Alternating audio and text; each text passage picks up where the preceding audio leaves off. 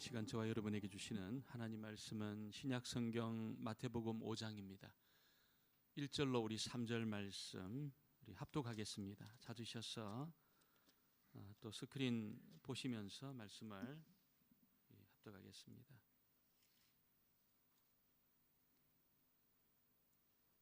우리 한 목소리로 말씀을 봉독합니다. 예수께서 무리를 보시고 산에 올라가 앉으시니 제자들이 나온지라 입을 열어 가르쳐 이르시되 심령이 가난한 자는 복이 있나니 천국이 그들의 것이며. 아멘. 한번 인사하겠습니다. 복된 자리 잘 오셨습니다. 오늘도 주의 음성이 꼭 들려지고 또 은혜 받는 시간이 되기를 원합니다. 우리 예수님께서 이 땅에 이제 공생애를 시작하시면서 그 첫 번째 외쳤던 그 마디가 때가 찼고 이제 분위기가 무르익었기 때문에 너희들 회개해야 하나님의 나라에 들어갈 수 있다. 이렇게 그 첫성이 하나님의 나라에 대한 메시지였고 또 그 나라에 들어가기 위해서는 반드시 회개해야 된다는 것을 알려주셨습니다. 그래서 때가 찼어 그 말이 우리가 좀 주목을 해야 될 필요가 있습니다. 여러분, 때가 찼다는 말이 무슨 말일까요? 그 말은 굉장한 이 분위기가 무르익었다는 것입니다. 여러분, 유대인들이 지금 예수님을 또 메시아를 너무나 기다리고 있었는데 그것은 그들께 지배하고 또 그들 가운데 고통을 주는 이 로마의 그 통치 오래되었습니다. 그래서 너무 하나님 백성으로서 영광을 다 잃어버리고 너무 고통 속에 있던 그들이 이제 하나님 그 말씀을 기억한 거예요. 선지자를 통해서 들려주셨던 그 말씀을 생각한 겁니다. 때가 되면 메시아가 올 것이고 그 메시아가 하나님 나라를 이룰 것이다. 그 메시지를 이제 기억을 했습니다. 그래서 정말 우리가 이런 고통 가운데 있는데 메시아가 오면 우리를 회복하실 것이다. 이 어그러지고 그리고 눌려있는 이스라엘을 회복시켜 주실 것이다. 그래서 우리가 이제 이 세상을 다스리고 통치하는 그런 때가 올 것이다. 이렇게 이제 생각을 하고 있었습니다. 다 그렇게 생각을 했습니다. 그래서 그 때가 되었다는 거죠. 그런 분위기가 지금 만들어졌다는 것입니다. 그래서 예수님이 오셔가지고 그 첫 번째 외침으로 때가 찼다. 하나님의 나라가 가까웠다. 너희들 회개하라. 이 말씀이 그대로 들렸습니다. 만일 예수님이 고려시대나 조선시대 우리나라 오셔가지고 때가 찼으니까 하나님 나라가 이제 가까웠으니까 너희들 회개해라 이렇게 말씀하셨다면 아무도 이해를 못했을 겁니다. 예수님 그 메시지를 이해하는 사람이 아무도 없었을 것입니다. 그런데 지금 로마의 지배 아래 있는 그리고 그 선지자들의 그 외침을 기다리고 기대하고 있던 유대인들은 예수님의 이 말씀을 이해를 했어요. 하나님 나라가 오고 있다는 것을 이해를 했습니다. 그래서 이제 곧 하나님 나라가 회복될 것이라는 것을 이해를 했습니다. 다 이해를 했습니다. 그 분위기가 다 무르익었습니다. 그런데 문제는 뭡니까, 여러분? 유대인들이 생각하는 그 하나님의 나라하고 예수님이 말씀하시는 그 하나님 나라 굉장한 차이가 있었다는 겁니다. 굉장한 차이가 있었습니다. 어떤 차이입니까? 유대인들은 이스라엘이 곧 하나님의 나라라고 생각을 했습니다. 그래서 혈통적으로 유대인이면 무조건 하나님 나라에 들어간다고 생각을 했습니다. 예수님은 뭐라고 말씀합니까? 아니라는 거예요. 이 이스라엘이 하나님 나라가 아니고 혈통적으로 유대인이 되었다고 해서 자동적으로 하나님의 백성이 되는 것이 하나님 나라 백성이 되는 것이 아니라는 것입니다. 그래서 충격을 받았습니다. 바리새인들도 충격을 받고 서기관들도 충격을 받고 모든 유대인들이 충격을 받았습니다. 여러분, 그러면서 예수님이 오늘 이 하나님 나라에 들어가는 사람들에 가는 그 조건을 이야기를 하시고 있습니다.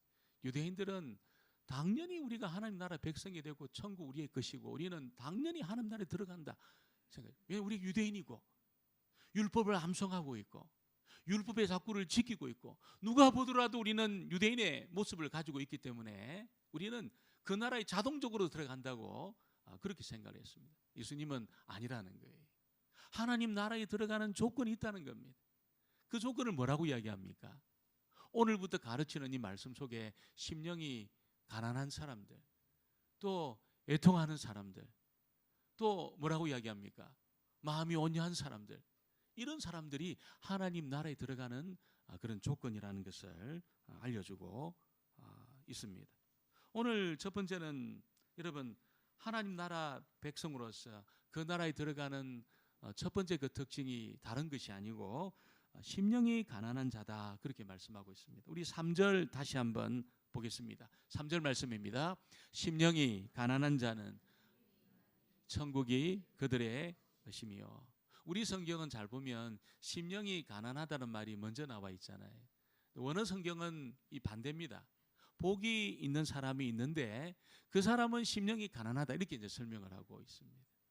복이 있는 사람이 먼저 나오는데 복이 있는 사람은 이런 사람이다, 그러면서 이제 이야기를 하고 있습니다.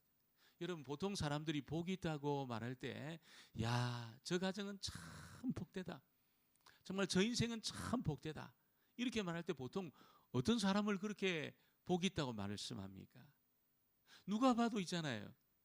정말 이렇게 그 생활이 탄탄하고 있잖아요. 안정되고 평생 먹고 살 그런 어떤 재물이 쌓여 있고, 또 그 사람 말 한마디면 사람들이 다 수긍을 하고, 어떤 그런 영향력을 가지고 있는 그런 사람들에 대해서 보통 많은 사람들은, 야, 저 사람 참 복이 있는 사람이다, 이렇게 이야기를 합니다.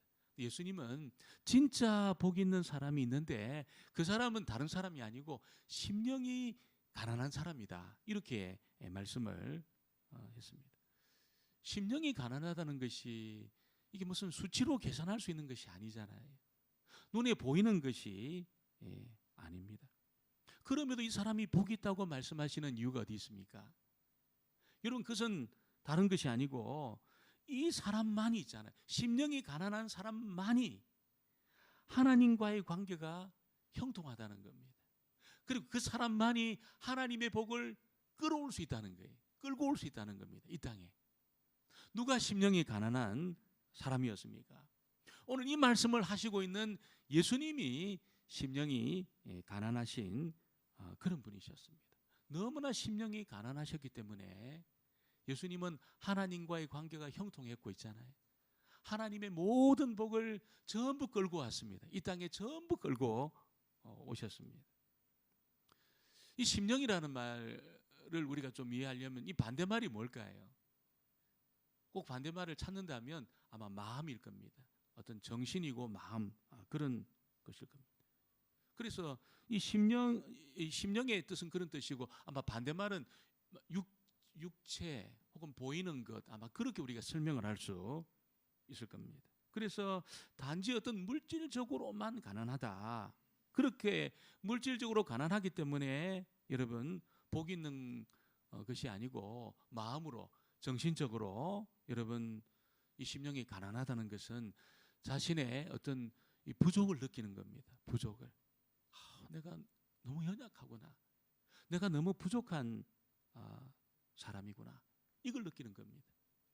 물질적으로 가난하다고 해서 여러분 그 사람이 마음으로 생각할 때, 내가 조금만 누가 도와주면, 나 조금만 내가 돈이 있으면 얼마든지 내가 뭐든 할 수 있는 그런 사람이다, 이렇게 생각한다면 심령이 가난한 것이 아니지요.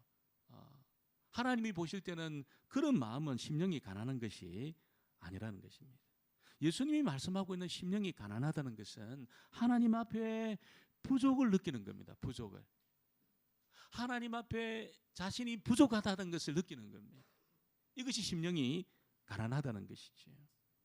여러분, 이런 생각은 아무나 할 수 있는 생각이 아니에요. 내가 하나님 앞에 부족하다, 이렇게 생각하는 것은 아무나 할 수 있는 것이 아니라는 것입니다. 이 부족이라고 말하는 것은 조금 모자란다는 그런 뜻이 아닙니다. 여러분, 보통 사람들은 내가 완전하지는 않지만 내가 그렇게 나쁜 사람은 아니라고 생각합니다. 대부분의 많은 사람들이 우리가 물어보면, 나 그렇게 완벽한 사람은 아니지만 그렇다고 내가 지옥불에 떨어질 정도로 내가 문제가 있는, 하나님의 진노와 심판의 불이 떨어져 가지고 완전히 멸망받아야 될 그런 사람은 아니라고 생각을 해요. 완벽하지는 않지만 있잖아요. 보통 사람들이 다 그렇게 생각합니다. 내가 그렇게 지옥불까지 떨어질 정도로 내가 못된 사람이냐, 내가 그렇게 문제가 있는 사람이냐, 이렇게까지는 사람들이 생각하지 않습니다. 왜 그렇게 생각할까요? 하나님의 말씀 앞에 자신을 진단해 본 적이 없다는 거예요. 정말 하나님 말씀을 가지고 자신을 정확하게 한번 진단을 해본 그런 적이 없기 때문에 내가 그렇게 문제가 많은 사람은 아니다. 내가 정말 완벽하지는 않지만 지옥불에 떨어질 정도로 내가 망가진 그런 종류의 사람은 아니라는 겁니다. 말씀을 가지고 정확하게 진단을 해보지 않으면 그렇게 생각을 한다는 것입니다. 그래서 하나님 말씀으로 자신을 진단해 보지 않으면 정말 하나님 앞에 내가 얼마나 부족한지 이걸 사람들이 잘 모른다는 것이죠. 근데 정말 하나님 앞에 서고 정직하게 서고 있잖아요. 정직하게 하나님 말씀으로 자기를 그렇게 다루게 될 때에 어떻게 자신을 평가합니다. 한없이 부족하다는 것을 압니다. 하나님의 은혜가 아니면 소망이 없는 그런 자라는 것을 압니다. 하나님 앞에 자신의 인생을 드러내어 보일 때 이게 하나님을 만족시킬 만한 것이 하나도 없다는 것을 알게 되는 것이죠. 내가 소망이 없는 자구나, 내 가능성이 없는 자구나. 하나님 앞에 정직하게 말씀으로 자기를 진단하고 딱 서게 되면 그런 고백이 터져 나온다는 것이요. 이런 고백이 터져 나오는 사람이 심령이 가난한 사람이라는 겁니다. 그 사람이 복 있는 사람이라는 것을 예수님이 그렇게 우리에게 말씀을 하고 있습니다. 여러분, 그래서 그 사람이 천국을 소유하는데 이 사람은 다른 사람이 아니고 주님 앞에 섰을 때 하나도 내가 가능성이 없고 하나님의 은혜가 아니면 나는 소망이 전혀 없는 그런 것을 내가 인정하고 느낄 때 하나님이 그 사람에게 복을 주신다는 거예요. 어떤 복을? 천국을 주신다는 것입니다. 천국을 주신다는 것이죠. 오늘 우리가 하나님 앞에 우리 자신을 정확하게 진단을 하면서 하나님 앞에 정직하게 서서 하나님, 그래도 내가 이런 것은 좀 이렇게 다른 사람에 비해서 좀 낫지 않습니까? 내가 지성적으로 좀 내가 이것은 다른 사람에 비해 좀 낫지 않습니까?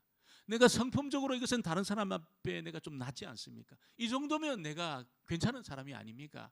이렇게 주님 앞에 우리가 나가는 것이 아니라, 여러분 정말 말씀으로 나를 진단했을 때 아버지, 내가 주님 앞에 드러내고 자랑하고 인정받을 것이 아무것도 없는, 하나님의 은혜가 아니면 아무런 소망이 없는 그런 자군요, 이렇게 고백하심으로 여러분 정말 오늘 예수님 말씀하고 있는 심령이 가난한 그런 자가 되어지기를 주의 이름으로 축원합니다. 오늘 두 번째는 여러분, 이 심령이 가난한 자에게 하나님이 복을 주시는데 그 복은 다른 것이 아니고 천국을 완전히 소유하는 복을 주시겠다, 그렇게 말씀합니다. 3절을 다시 보겠습니다. 3절 말씀을 다시 봅니다. 심령이 가난한 자는 복이 있나니 천국이 그들의 것임이요. 완전히 천국이 그들의 것이라는 겁니다. 완전히 천국을 소유한다는 겁니다. 하나님 앞에 무한한 자신의 부족을 느껴가지고 하나님의 은혜가 아니면 자기는 소망이 없다는 것을 정말 진심으로 진정으로 고백하는 그 사람에게 하나님이 완전히 천국을 소유할 수 있는 그런 복을 주신다는 것을 우리에게 알려주고 있습니다. 여러분, 사실 어떻게 보면 목사님, 그렇게 하나님 앞에 내가 서가 아무것도 내가 소망이 없는 자고 하나님 앞에 내가 드러낼 수 있는, 자랑할 수 있는 것이 아무것도 없고 뭐 지성적으로나 감성적으로나 성품적으로나 내가 아무것도 할 수 없는 자라고 내가 느끼면 너무 무력한 자가 아닙니까? 너무 무력감을 느끼는 것이 아닙니까? 이렇게 우리가 말할 수 있을 겁니다. 그렇지 않겠습니까? 우리 하나님 앞에 섰는데 정말 내가 주님 앞에 인정받을 수 있는 것이 아무것도 없다면, 내가 그래도 나름대로 내가 살아온 이 삶에 대해서 하나님 나를 인정해 주지 않는다면, 내가 어떤 이렇게 다른 사람과 비교해서 지성적으로나 여러분 세상의 실력으로나 그렇게 평가해 볼 때 좀 나은 것이 있는 이것이 인정받지 못한다면 우리가 하나님 앞에 무력감을 느끼지 않겠습니까? 아마 그렇게 철저하게 무력감을 느낄 겁니다. 그런데 하나님이 천국을 주겠다는 거예요. 이렇게 철저하게 무력감을 느끼는 그 사람, 천국을 주겠다는 것입니다. 왜 천국을 줍니까? 전적으로 하나님을 의지하거든요, 이 사람. 전적으로 하나님을 의지하는 것입니다. 우리가 하나님 말씀 앞에 우리 자신을 진단하기 전에는 사람들이 자신감이 있습니다. 다 자신감이 있어요. 하나님 말씀 앞에 서기 전에, 진짜 하나님을 대면하기 전에는 다 자신감이 있습니다. 내가 적어도 이 정도면 내가 평균 이상이다, 다 그렇게 생각합니다. 이 정도의 지성으로는 내가 내 삶을 해석해낼 수 있다는 거예요. 내 인생의 문제를 이 정도의 지성으로 내가 풀 수 있다는 겁니다. 이렇게 생각합니다. 이 정도의 어떤 성품과 내 삶의 모습으로 다른 사람과 비교해서는 내가 조금 내가 낫다, 다 그렇게 다 자신감이 있어요. 자신감으로 충만하다는 겁니다. 여건이 갖춰지고 있잖아요. 조금만 도와주면 얼마든지 내 인생을 풀 수 있다고 사람들이 다 생각을 한다는 것입니다. 근데 삶의 폭풍우가 이렇게 밀려오고 어떤 한계, 내 상황의 어떤 한계를 내가 경험하게 될 때에 자신감이 좀 꺾이게 되지요. 그래도 여러분, 그래도 이 사람은 하나님 앞에 여러분 내가 아무것도 아니라고 생각하지는 않습니다. 삶의 폭풍우가 몰려오고 내 인생이 한번 꺾이게 되는 그런 일을 경험해도 하나님 앞에 내가 아무것도 아니다, 이렇게까지는 생각하지 않는다는 거예요. 여러분, 우리가 하나님 앞에 내가 절망이구나, 하나님의 은혜가 아니면 소망이 없는 자구나, 이런 생각을 가지는 것은 보통 일이 아니에요. 보통 일이 아니에요. 아무나 그렇게 생각하지 않습니다. 아무나 그렇게 생각하지 않습니다. 그래서 이런 자리까지 들어가는 그런 사람의 어떤 그런 특징이 무엇이냐면, 여러분, 인생의 여정 속에 하나님이 영적인 갈등을 주셔요. 어떤 번민을 주셔요. 영적인 갈등과 번민을 경험하게 하셔요. 인생의 여정을 살아가는 동안에. 어떤 경우에는 삶의 어떤 그 허물을 갑자기 느끼는 그런 경험을 하게 합니다. 뭐 이렇게 우리가 삶의 여정에 여러 가지 업다운이 많잖아요. 어떤 육체의 질병이 갑자기 찾아와서, 육체의 질병이 찾아온다고 해서 여러분 어떤 자기의 무력감을 느끼고 하나님 앞에 굴복하는 하지 않는 사람들이 많습니다. 굉장히 많아요. 그런데 어떤 경우에는 내가 죽을 수 있는 존재구나, 이걸 이제 알게 할 때가 있어요. 내가 죽는다고 나는 한 번도 생각한 적이 없는 그런 사람도 많습니다. 많아요. 내가 죽는다, 다른 사람은 죽어도 나는 안 죽어, 나는 죽지 않아, 이렇게 생각하고 다 삽니다. 근데 여러분, 어떤 이 질병이 갑자기 찾아올 때 있잖아요. 질병은 어떻게 찾아옵니까? 경고를 안 주고 찾아옵니다. 좀 있다가 질병이 올 거다, 경고를 안 줘요. 갑자기 찾아와요. 그럴 때 우리가 어떤 걸 느끼냐면 나도 죽을 수 있는 존재구나, 이걸 느끼면서 이런 그 마음이 가난해질 가능성이 있다면 굉장한 은혜입니다. 그 사람은 갑작스러운 사업의 실패 때문에 여러분 어떤 그 번민, 갈등, 하나님 도와주셔야 되구나, 내 인생이. 여러분, 이런 어떤 영적인 번민과 갈등을 겪는 경우도 있습니다. 굉장한 복이지요. 굉장한 복이지요. 그래서 예수님을 전폭적으로 만나고 전폭적으로 주님 앞에 굴복하고 주님 의지했던 사람들의 모든 사람들의 특징은 전부 이런 사람이었습니다. 전부 영적인 번민과 갈등 앞에 하나님 앞에 두 손 들었던 사람들입니다. 영국의 그 존 웨슬리도 그랬습니다. 완전히 굴복했습니다. 얼마나 똑똑한 사람입니까? 여러분, 옥스퍼드 대학을 다녔던 그 중에도 똑똑한 사람이었습니다. 너무너무 똑똑한 사람입니다. 너무나 헌신적이고 있잖아요. 하나님 앞에 너무나 열정을 가지고 주의 복음을 전하고 말씀을 가르쳤던 이런 사람이었어요. 그런데 그가 여러분 미국에 그 인디안 선교를 하고 돌아오는 중에 대서양에서 어마어마한 폭풍우를 만나요. 어마어마한 폭풍우를 만나가지고 배가 여러분 완전히 바다에 잠겼다가 떴다가 이렇게 하는 중에 그는 두려움 속에 기둥을 잡고 있었습니다.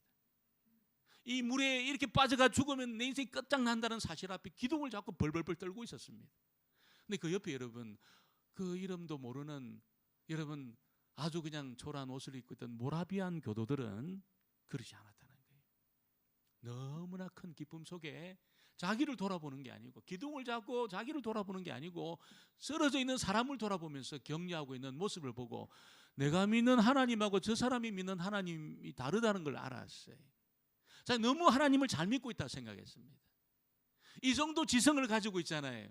이 정도 선교적인 헌신, 자기 인생을 내어주면서 헌신한 이 정도 인생이라면 나는 너무 잘 믿고 있는 사람이라 생각했습니다. 근데 대서양 그 바다에서 폭풍우가 몰려와가지고 자기가 죽게 되었다는 사실 앞에 여러분, 자신이 쌓아왔던 신앙의 탑이 다 무너졌습니다. 기둥을 붙들고 있잖아요. 벌벌 떨었습니다. 그때부터 웨슬리가 영적인 범민을 합니다. 갈등을 합니다. 자신이 그 주님을 잘못 믿고 있었다는 것을 알게 되었어요. 그 갈등과 범민 속에 그가 루터의 로마서 주석 서문을 들었어요. 읽은 것도 아니고 누가 읽는 것을 들었습니다. 여러분, 십자가의 도리를 깨닫습니다. 십자가의 도리를 깨닫습니다. 자신의 어떤 행위를 가지고 하나님을 만족시키려고 했던 그 시도를 다 내려놓습니다.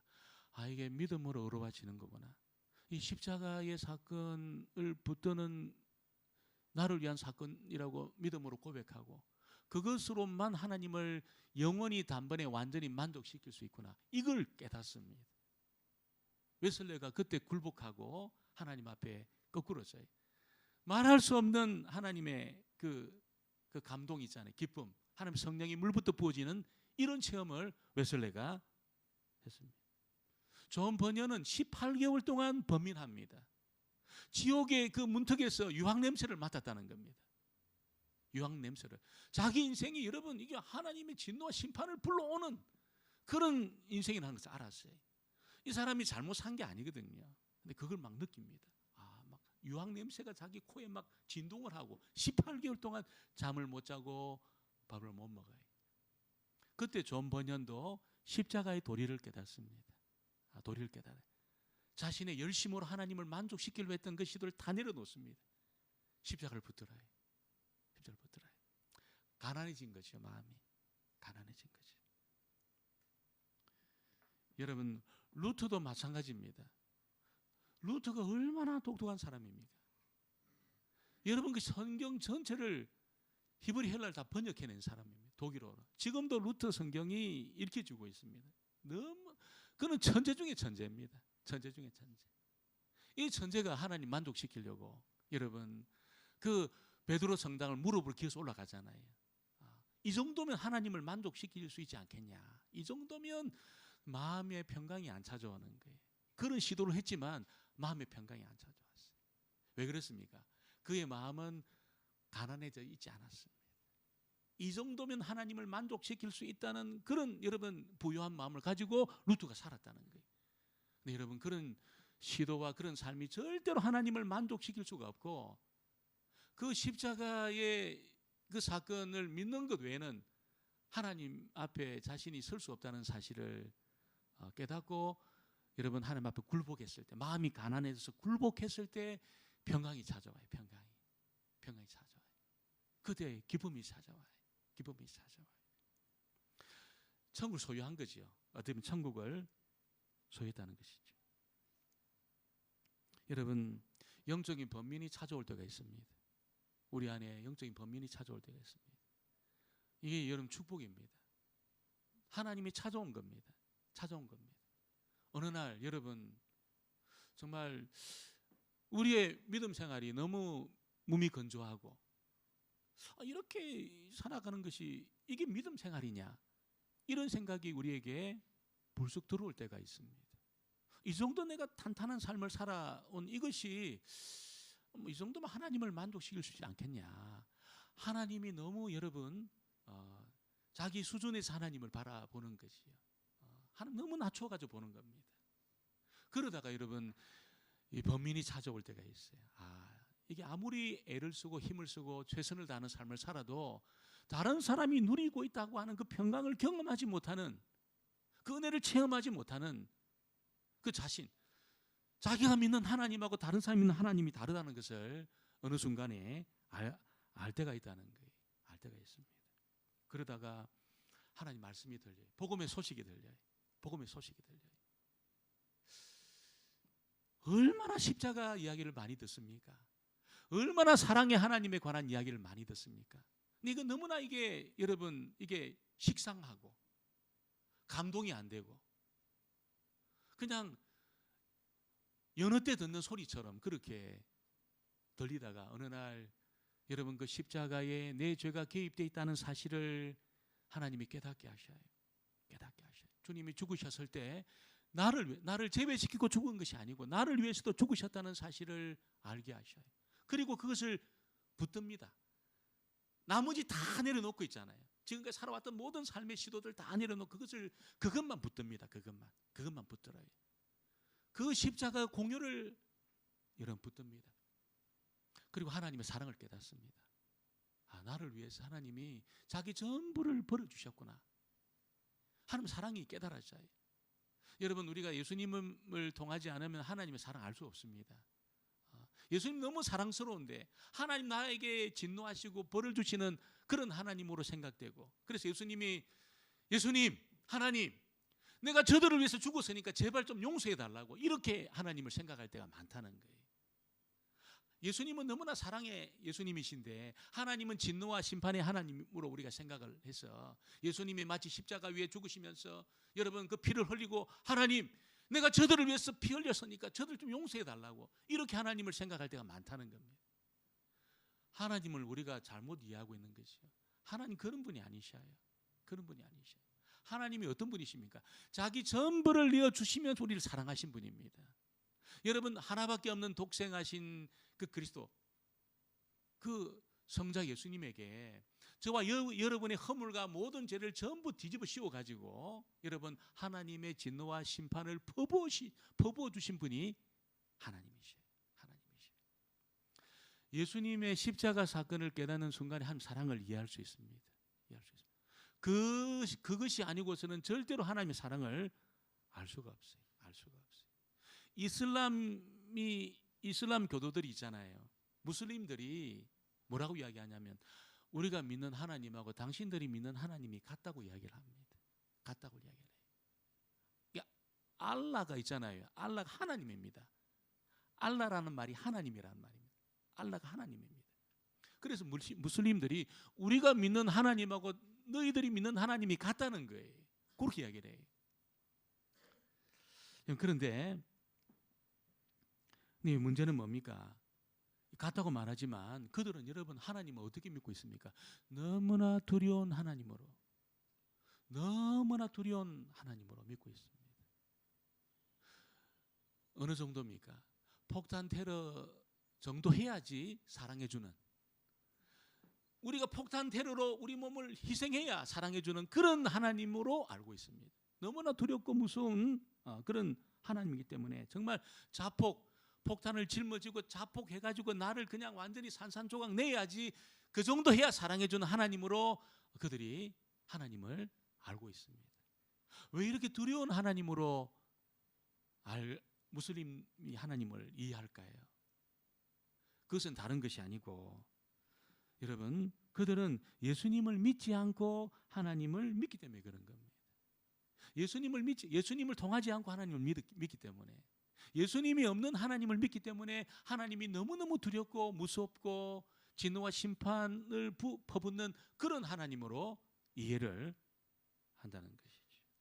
우리가 심령이 가난해져서 정말 그리스도를 이 땅에 보내주시고 우리의 허물과 죄를 다 뒤집어 쓰시고 진노와 심판을 하심으로 그렇게 우리를 사랑해 주신 그 하나님 앞에 우리 자신을 내어놓을 때 우리가 하나님이 얼마나 놀라운 분이신지 더 이상 무섭지 않습니다.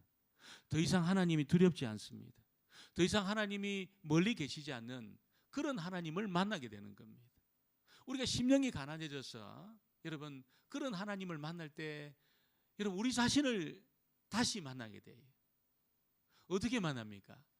여러분 우리 자신을 너무너무 사랑하시고 귀히 보신 그 하나님을 만나면서 우리 자신을 긍정하기 시작합니다. 우리 자신을 용서하기 시작합니다. 우리 자신을 귀히 보기 시작합니다. 하나님의 사랑을 경험하지 못한 사람은 절대로 자기를 사랑할 수 없습니다. 절대로 자기가 존귀하지 않아요. 절대로 자기를 귀히 보지 않습니다.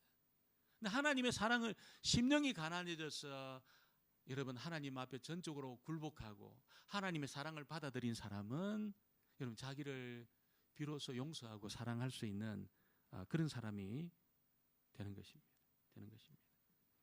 하나님은 우리들이 하나님 말씀을 듣고 마음이 정말 가난해져서 정말 자신의 쌓았던 탑들을 다 내려놓고 있잖아요. 그 하나님을 만족시키려고 했던 시도들을 다 내려놓고 예수님을 정말 영접하고 받아들일 때에 천국의 복을 주시겠다는 거예요. 하나님 나라의 복을 주시겠다는 것입니다. 여러분, 하나님이 부어주시는 이 복은 어떤 겁니까? 하나님 나라의 복은 어떤 겁니까? 계속해서 하나님 말씀이 들려집니다. 계속해서 말씀이 들려집니다. 하나님의 성령이 계속해서 그 사람에게 부어집니다. 여러분, 내가 생각만 했는데도 불구하고 기도가 응답이 됩니다. 우리를 하나님 나라를 상속할 수 있는 완전한 자로, 부족함이 없는 자로 우리를 존귀하게 만들어 갑니다. 여러분, 이 계속해서 하나님 나라의 이 백성이 받는 그 복을 부어주실 때에 그 사람은 여러분, 내가 지금 잘하고 있는 것도 보게 되지만 안 된 것도 보게 됩니다. 내가 성공한 것도 보게 되지만 실패한 것도 보게 됩니다. 내가 손해본 것도 보게 됩니다. 그렇게 하나님의 은혜로 그것을 빚어간다는 것이죠. 빚어갑니다. 하나님의 이런 은혜가 임하지 않으면 내가 가지고 있는 사람들이 부러워하는 모든 것이 사실은 모래에 불과합니다. 모래 같은 겁니다. 모래 같은 거. 사람들은 참 저거 있으면 좋겠다 이렇게 생각하지만 하나님의 은혜가 부어지지 않는 그 인생에는 모래입니다. 모래예요. 파도가 싹 밀려오면 전부 부스러집니다. 부스러져요. 근데 하나님의 은혜가 임해 있으면, 천국을 소유하고 있으면 여러분, 하나님이 나를 빚어가시기 때문에 아무리 삶의 폭풍우와 파도가 몰려와도 여러분 절대로 무너지지 않습니다. 내가 소유하고 있는 것도, 내가 실패한 것도, 잘 되고 있는 것도 안 되고 있는 것도 빚으셔가지고 복되게 하시는 그런 일을 하나님이 행하신다는 것입니다. 여러분, 하나님 앞에 우리 자신을 꼭 낮추시게 되기를 주의 이름으로 축원합니다. 낮추셔야 됩니다. 높이시면 안 됩니다. 낮추셔야 돼요. 여러분, 절대로 하나님 앞에 내 자신을 이게 이 정도면 안 됩니까? 하나님, 이게 드러내지 마시기 바랍니다. 나를 꺾으시기 바랍니다. 하나님의 은혜가 아니면 난 소망이 없는 자라고 여러분이 하나님 앞에 고백하시기 바랍니다. 그리고 하나님의 제안을 받아들이시고 전적으로 십자가를 붙드시고 은혜를 붙드심으로 여러분, 오늘 주께서 말씀하시는 대로 천국을 완전히 소유하는, 하나님 나라를 완전히 소유하는 이런 하나님의 복된 사람 되어지기를 주의 이름으로 축원합니다. 기도하겠습니다. 하나님 아버지, 정말 심령이 가난한 자가 천국을 소유할 수 있다고 말씀했습니다. 우리의 마음이 하나님보다 높아져 있을 때가 얼마나 많이 있습니까? 우리 가진 것 때문에, 우리 경험한 것 때문에, 우리가 소유하고 있는 것 때문에, 우리가 사람들이 쫓아올 수 없는 그런 지성과 똑똑함을 가진 것 때문에 하나님 앞에 우리 자신이 얼마나 높아져 있을 때가 많이 있습니까? 하나님, 우리 자신을 꺾습니다. 아버지, 우리를 낮춥니다. 하나님의 은혜가 아니면 우리는 소망이 없는 자라는 것을 믿음으로 고백합니다. 우리 사랑하는 성도들 전부 심령이 가난한 자가 되어서 아버지, 하나님의 그 복을 전부 담아낼 수 있는 하나님의 사람들 되게 하시고 저희들 때문에 우리 주변이 복을 받는 은혜가 있도록 하나님 도와주옵소서. 예수님의 이름으로 기도합니다. 아멘. 아멘. 찬송 368장 부르시면서 준비한 예물을 하나님 앞에 봉헌하겠습니다.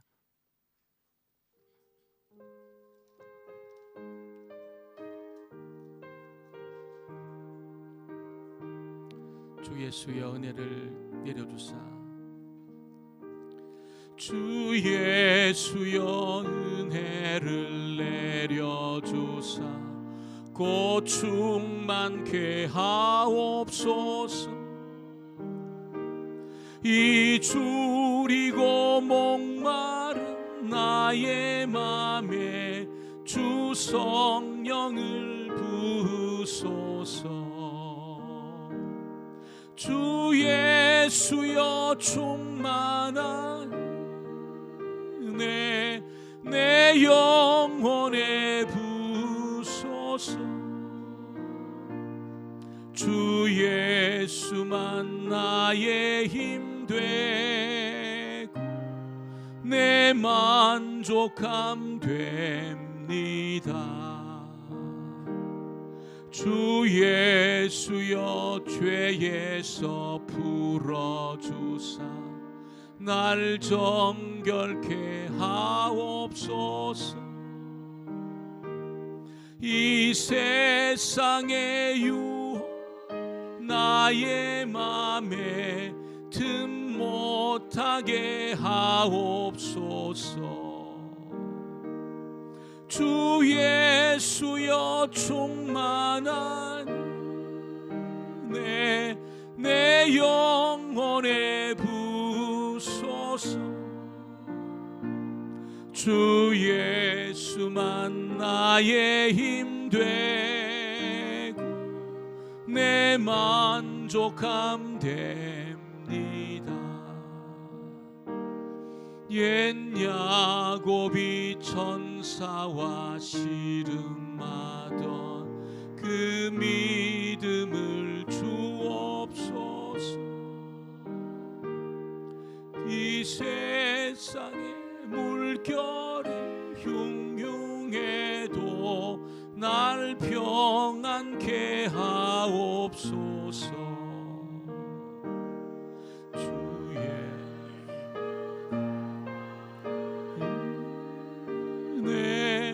내 영혼에 부으소서.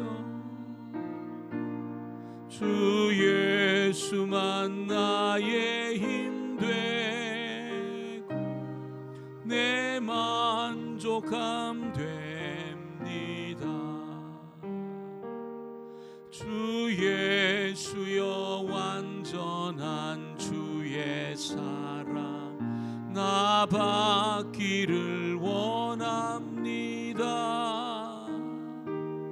그 사랑이 내 맘 충만하여 날 기쁘게 하옵소서. 주 예수 충만한 내 영혼에 부으소서. 주 예수만 나의 힘 되고 내 만족함 됩니다. 내 마음에 임하신 주의 성령 늘 계실 줄 믿습니다. 그는 은사를 나에게 부어주사 주 섬기게 하옵소서. 주님, 주 예수여 충만한 내 영혼에 부으소서. 주 예수만 나의 힘 되고 내 만족함 됩니다. 일어나셔서 감사하라 내 영혼아 봉헌합니다. 감사하라 내 영혼아, 감사하라 내 영혼아, 감사하라 내 영혼아, 내 속에 있는 것들아 다 감사하라.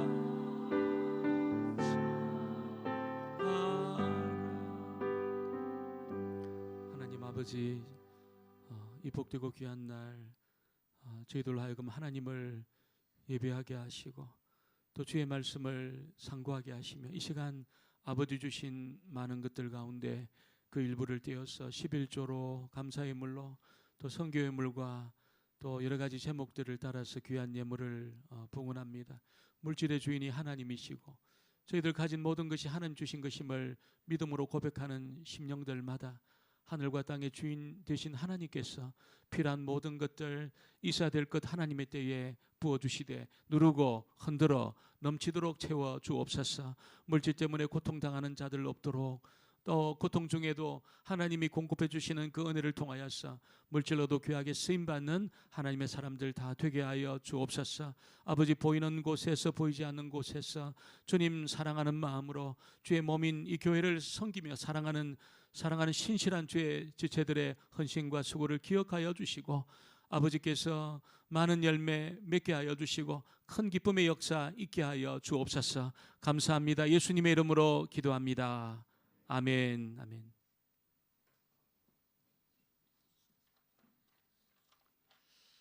몇 가지 교회 소식을 전합니다.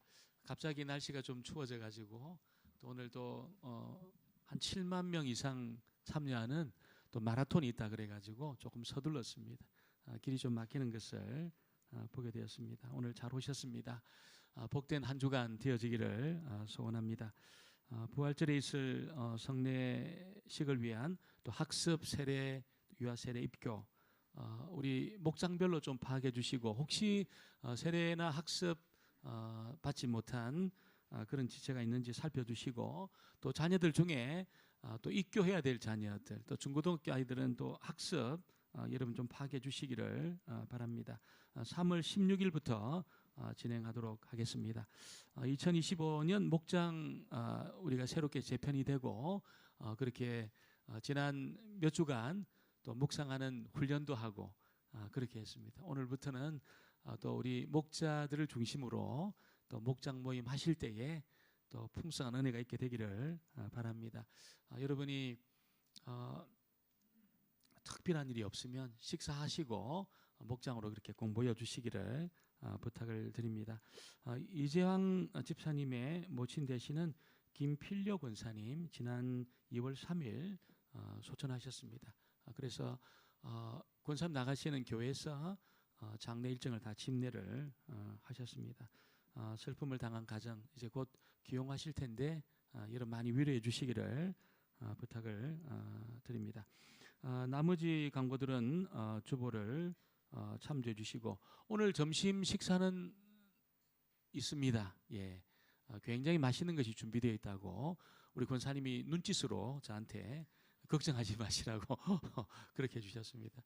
다 식사하고 그렇게 갈 수 있게 되길 바랍니다. 우리 한번 전후자로 그렇게 인사하겠습니다. 심령이 가난한 자의 복을 받읍시다. 심령이 가난한 자의 복을 받읍시다. 일어나셔서 우리 찬양합니다. 하나님의 약속 찬양합니다. 손을 뻗어서 찬양하겠습니다. 여호와는 너에게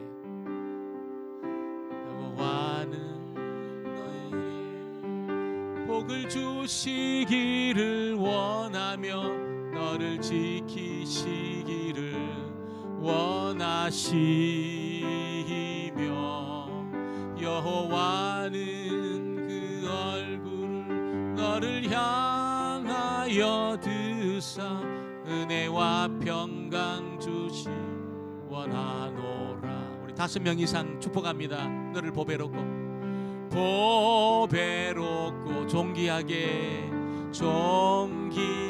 여기시는 하나님이 여기시는 저 뒷자리도 축복합니다. 내 삶 속에서 이 약속을 신실하게 이루시리. 아멘. 땅에 기름진 것으로 하늘에 신령한 것으로 너를 복주시고 지키실 하나님이 너의 영혼 잘 되도록 은혜 베푸시며 평강으로 인도하시리. 지금은 우리 구주 예수 그리스도의 은혜와 아버지 하나님의 극진하신 사랑과 성령님의 교통하심과 위로하심과 충만케 하시는 그 은혜가 심령이 가난한 자가 받는 그 복을 받아 누리기를 소원하며 돌아가는 사랑하는 주의 권속들 머리 위에와 저들의 가정과 일터와 사랑하는 자녀들 손주들 머리 위에 지금부터 영원토록 함께 있을지어다. 아멘.